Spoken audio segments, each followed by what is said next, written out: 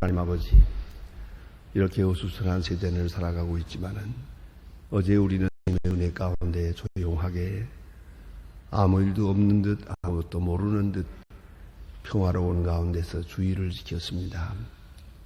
그리고 한밤을 쉬고 다시 이 세상을 향하여 나아갑니다. 우리를 여기까지 인도해 주신 하나님, 그 은혜를 진심으로 감사합니다. 원컨대 아무것도 모르고 여기까지 살아왔고 속수무책으로 살아다 그저 생각 끌려가는 것처럼 그렇게 여기까지 왔습니다. 바라건대 이제 남은 해도 인도하소서. 우리가 주님의 인도함을 받아 요단강을 건너가는 그날까지 새벽은 꼭 주님 앞에 나와 기도하게 하시고 충만한 은혜 가운데 주를 찬송하며 또 주의 주시고 인도하시는 모든 길을 감사함으로 받고 그 속에 있는 주님의 음성을 듣기도 하고 그 강한 팔국에 역사하시는 주님의 사랑을 몸으로 체험하며 오늘도 승리 생활을 하게 하여 주시옵소서.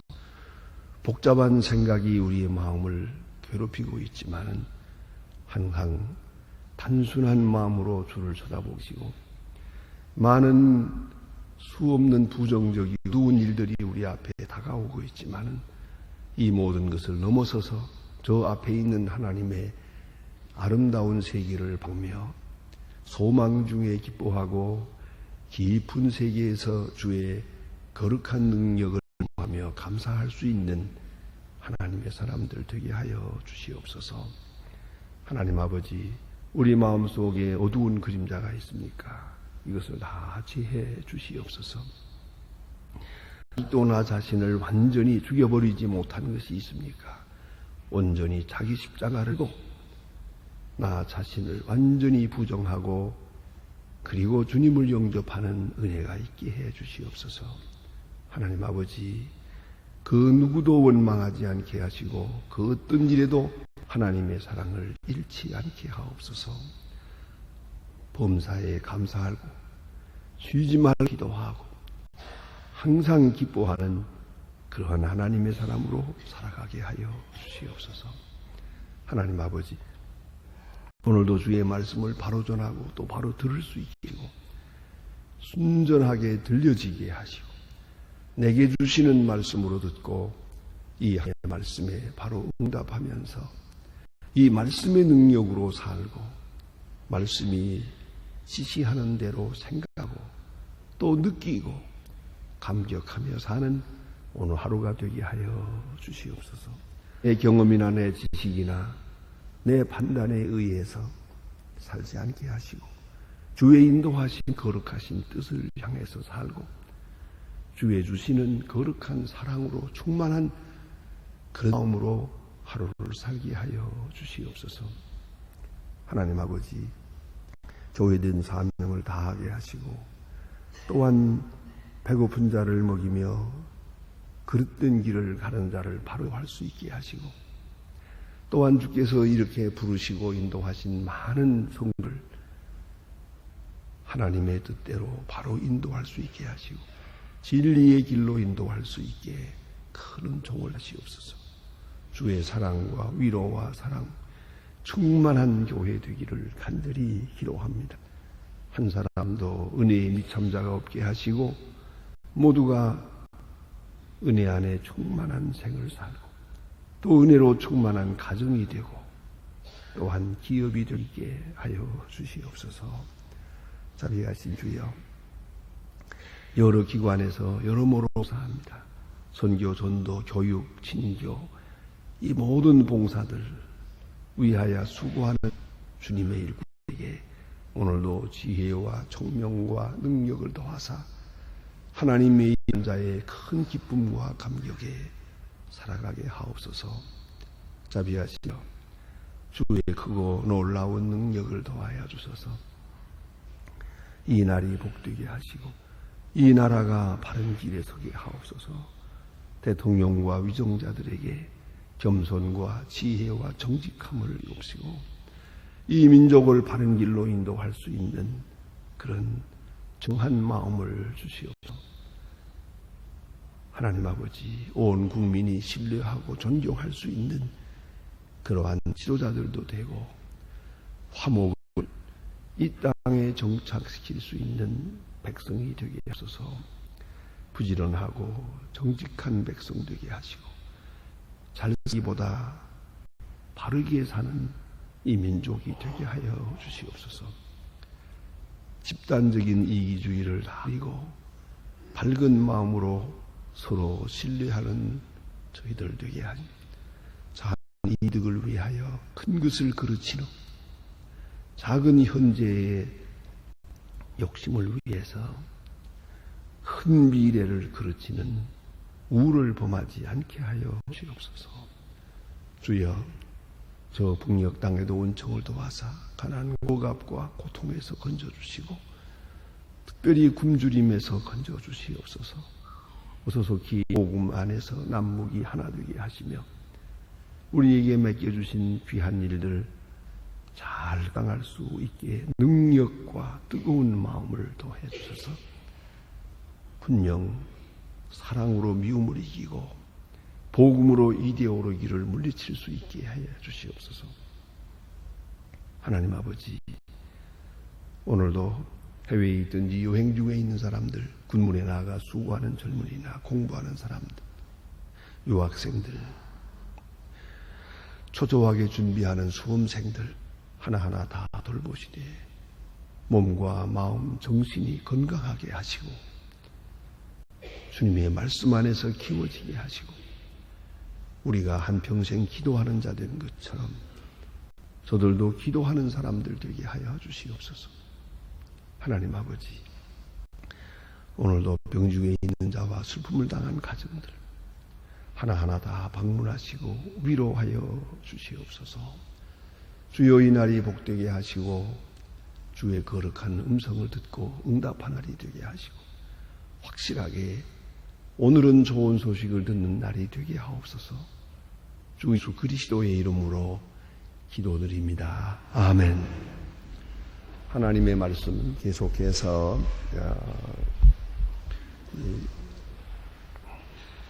사도행전 14장을 보겠습니다. 사도행전 14장 11절로부터 보게 됩니다.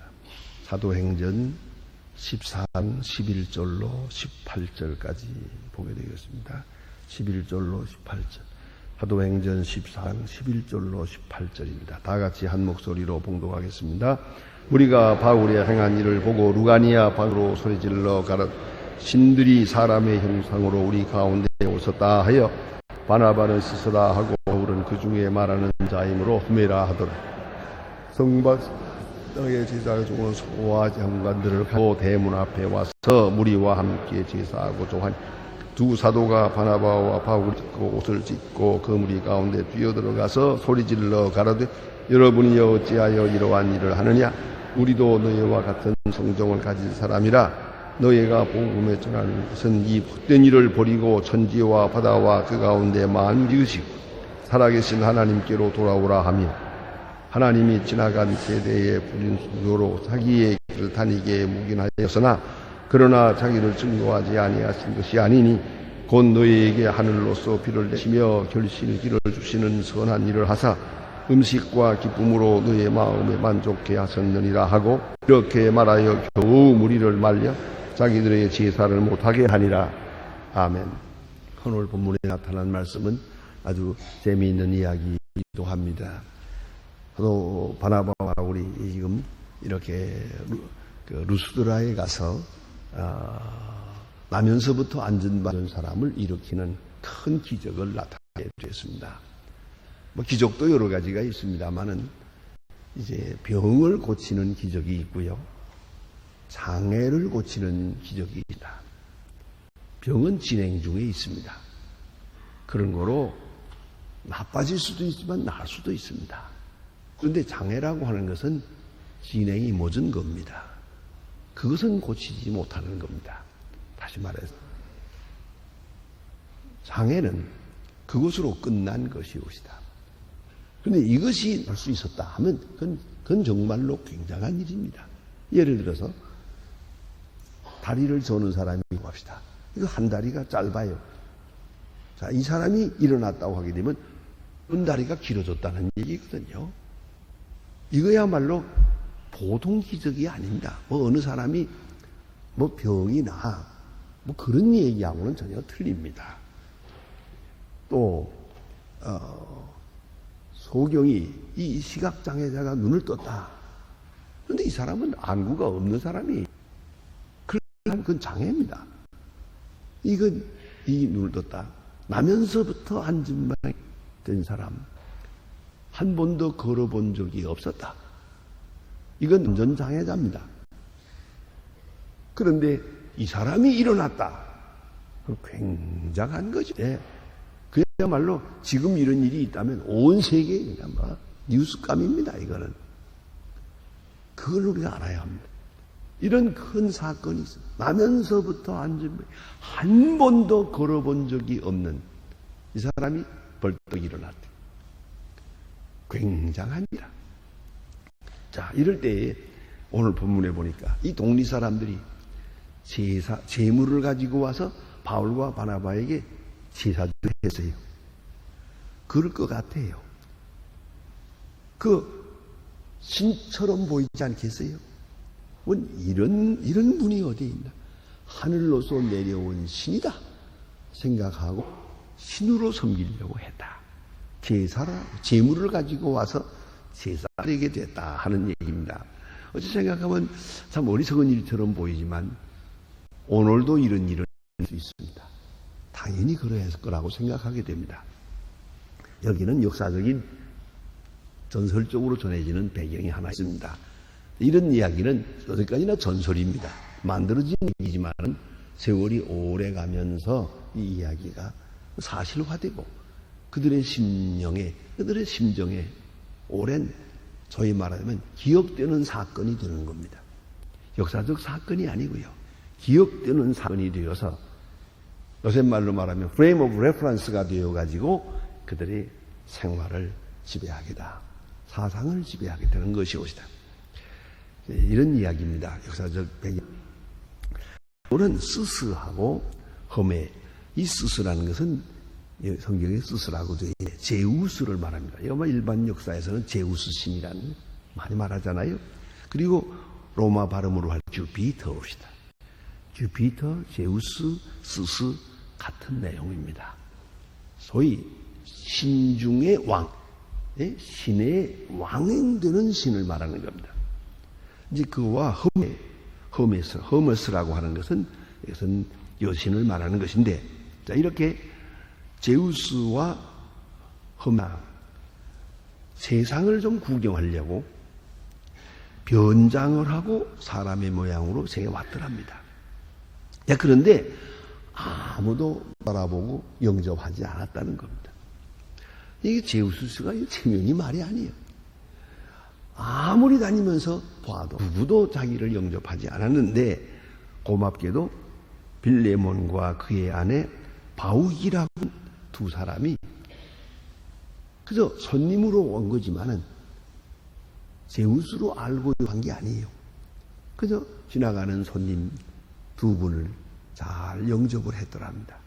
마치 아브라함이 낯선 손님을 영접한 것처럼 이 제우스가 너무 고마워가지고 자기를 영접하지 않는 이 도시를 다 진멸하고 그다음에 큰 성전 지어놓고 신전 다음에 그 신전을 이 두 사람에게 맡겨서 신전을 너희가 맡아 관리하라. 그래서 신전지기가 됐죠. 요새 말로 말하면 신전 회장이 된 거예요.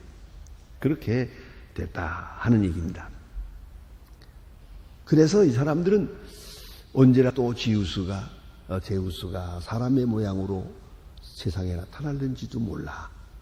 나타났을 때 바로 영접하지 못했다가는 아주 큰 벌을 받는다.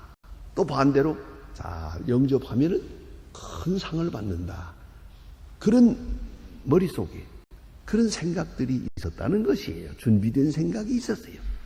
그러다가 바울과 바나바가 나타나서 나면서부터 안진병이 된 사람을 일으키는 걸 이게 제우스 신이다. 오늘 나타났구나. 이거 영접해야 되겠다. 그래서 제사를 준비했다 하는 얘기입니다. 그럴듯하죠. 그럴듯하기만 하지 사실은 아니에요. 그런데 이렇게 해서 이들이 급하게 제물을 준비해가지고 바나바와 바울을 앞에 놓고 제사를 드리려고 했죠. 왜냐하면 신이 사람의 모양으로 나타난 거라고 생각을 하고 그렇게 했다. 얘기가 오늘 본문에 이 얘기가 그런 얘기입니다. 그런데 우상 숭배하는 사람들이 숭배하는 그 우상 숭배의 그 정신적 이유가 뭐냐 하면 무엇보다 중요한 것은 무지입니다. 두려워하기 때문에 생각은 없고 두려움이 앞섭니다. 그 두려움에 대한 반응이 바로 우상 숭배로 나타나는 것이고요. 또 하나는 어떤 소원이 있습니다. 이루지 못한 소원인데 그 소원을 이루게 하기 위해서 신의 능력을 빌고 싶은 겁니다. 신의 능력을 힘써서 내 소원을 이루려고 합니다. 거기서 우상 숭배가 이루어지고요. 무엇보다 뺄 수 없는 기본적인 것은 향락입니다. 우상 숭배하면서 먹고 마시고 춤추고 즐기고 그래서 뭐 제사에는 생각이 없고 그 떡에 그 제물에만 생각이 있다 그래요. 그저 먹고 마시는 거 그거 즐기는 그런 성향이지요. 그러나 한 가지 분명한 것은 신비에 대한 반응이에요. 신비로움에 대해서 우리 인간의 상식으로 이해가 되지 않는 초자연적인 것이 있을 때 그 앞에 무릎을 꿇게 됩니다. 다시 말하면 신비를 숭배하게 된다 그 말입니다. 신비로운 사건이 있을 때 그는 하나님의 역사 중에서 이루어진다 이렇게 생각하지 않고 이것이 하나님 자체다라고 생각하는 것이요. 거기서 문제가 됩니다. 하나님이 천지를 창조합니다. 대자연은 참으로 아름답습니다. 참으로 위대합니다. 놀랍습니다. 감동하고 우리가 감탄을 하게 됩니다. 그러나 그 감탄하고 하나님을 찬양을 하죠. 그것 자체를 섬겨서는 안 됩니다. 우리가 좋은 음악을 듣습니다. 이 피아노를 통해서 좋은 음악을 듣습니다. 그렇다고 우리가 이 피아노를 섬기겠습니까? 우리는 피아노 좋다는 말은 잘 안 합니다. 문제는 피아노를 연주한 사람이죠. 연주하는 사람에게 존경을 보내지 피아노를 잘하는 건 아니에요. 그런가 하면 좀 더 나아가는 그 작곡한 사람, 이 자리에 없지만은 작곡한 사람에 대해서 우리는 간하게 됩니다. 그와 같이 우리는 이 대자연에 대한 큰 신비를 느낍니다만 이 대자연체를 섬겨서는 안 돼요. 이걸 자연신론이라고 합니다. 자연을 섬기는 신은 그 우상입니다. 그렇게 되면 그 자체가 우상이 되는 겁니다. 아무리 신비로워도 그것은 하나님이 만드신 피조물일 뿐이에요. 그래서 오늘 우리도 이런 잘못 영향과 그런 언어나 풍속이 좀 있습니다. 자연을 섬기는 사람들이 자연을 되게 시인들이 그렇게 많이 노래하다 보면 그렇게 되기가 쉽습니다. 그래서 옛날에 세네카 같은 사람도 오 자연이여 우리는 우리의 의지며 우리를 안하여 이렇게 당신을 섬기나이다. 자연을 향해서 당신을 섬기나이다. 자연 숭배 이건 있어서는 안 되는 거예요. 그건 피조물이에요. 나와 같은 피조물이에요. 그걸 잊지 말아야 합니다. 그래서 우리가 흔히 쓰는 말 가운데 잘못 사용한 불교적 용어입니다. 신토부리. 그건 좋은 거 아니에요. 신토부리. 나와 흙이 같다예요. 둘이 아니마다 이 말이에요. 그 신토부리라는 말이 사실은 지극히 철학적이고 또 불교적인 용어입니다. 아니옵시다.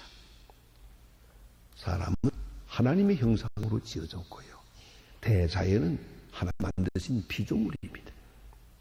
그런 거로 우리는 하나님을 믿는 것이지 그 피조물 자체가 아무리 신비로워도 그는 우리의 섬기의 대상이 될 수 없습니다. 그걸 잊지 말아야 합니다.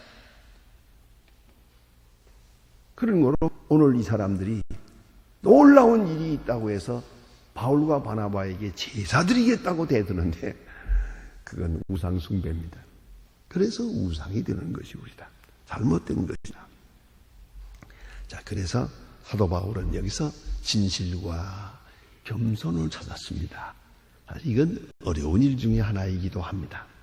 사람이 두 가지 경우에 자기 페이스를 잃어버립니다. 자기를 잃어버리기가 쉽습니다.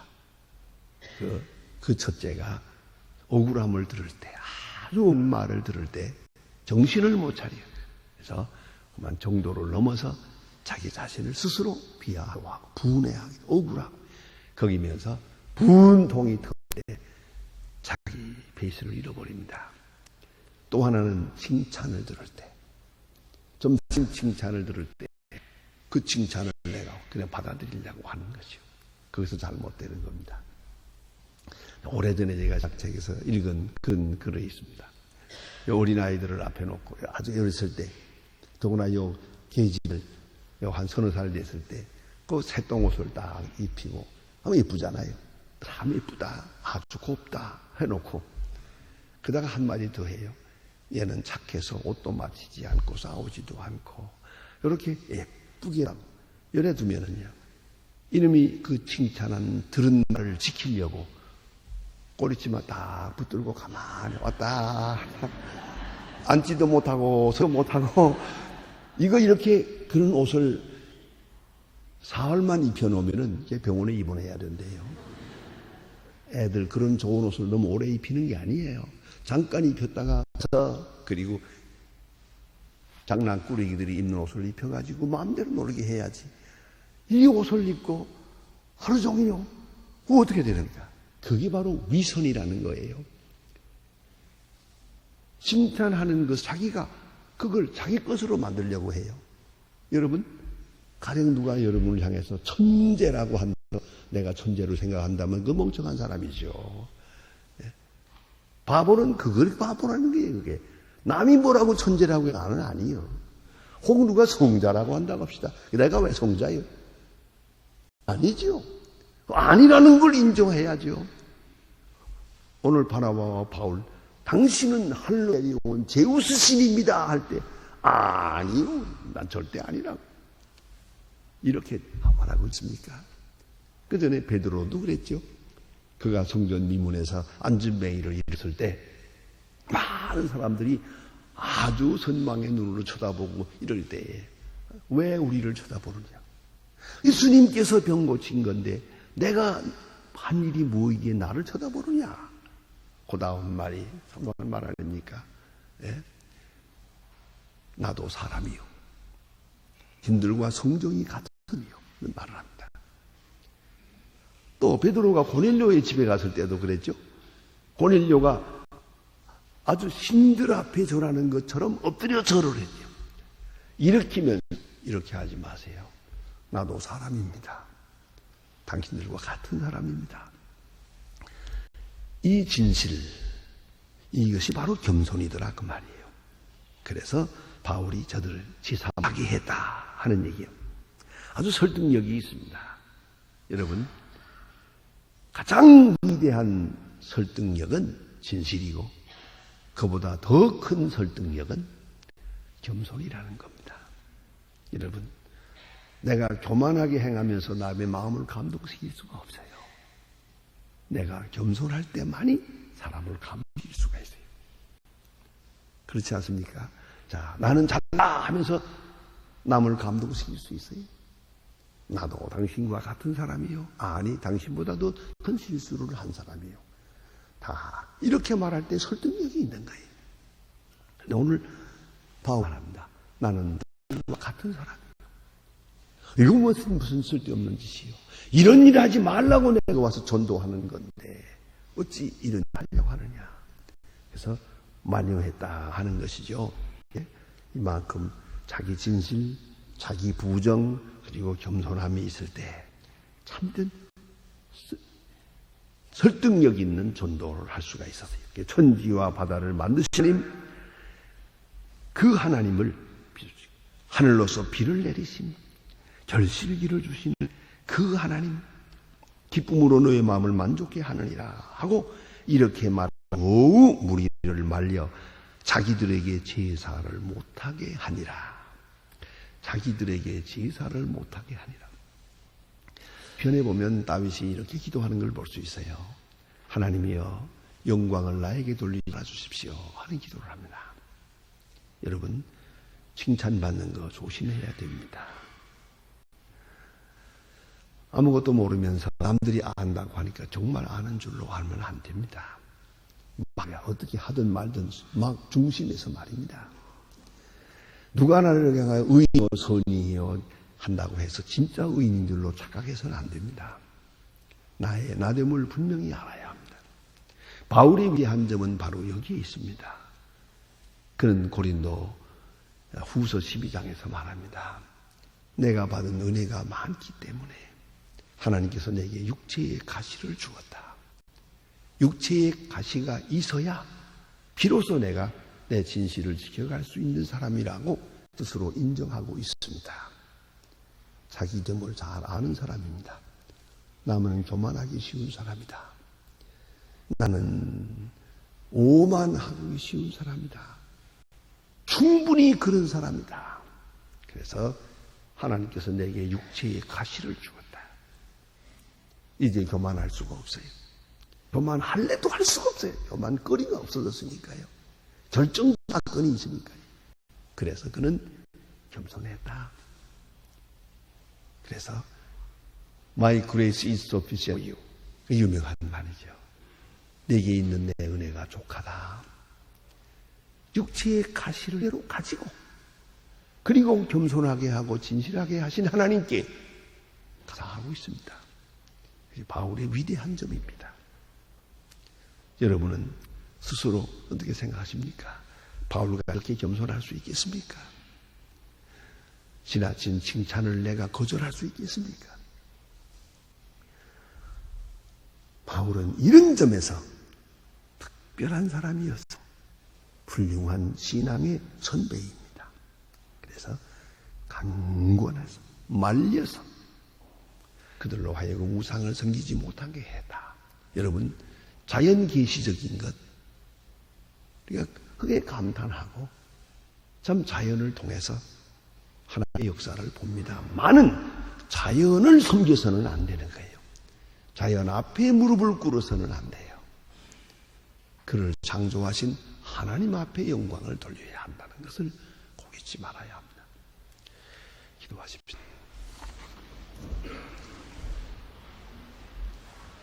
하늘에 계신 우리 아버지시여, 이 거룩히 여김을 받으시오. 나라의 마옵시며 뜻이 하늘에서 이룬 것 같이 땅에서도 이루어지. 오늘 우리에게 일용할 양식을 주옵시고 우리가 우리에게 죄진 자를 사하여 준 것 같이 우리 죄를 사하여 주옵시고 우리를 시험에 들게 하지 마옵소서. 다만 악에서 구하옵소서. 내 나라와 권세 영광이 아버지께 영원히 있사옵나이다.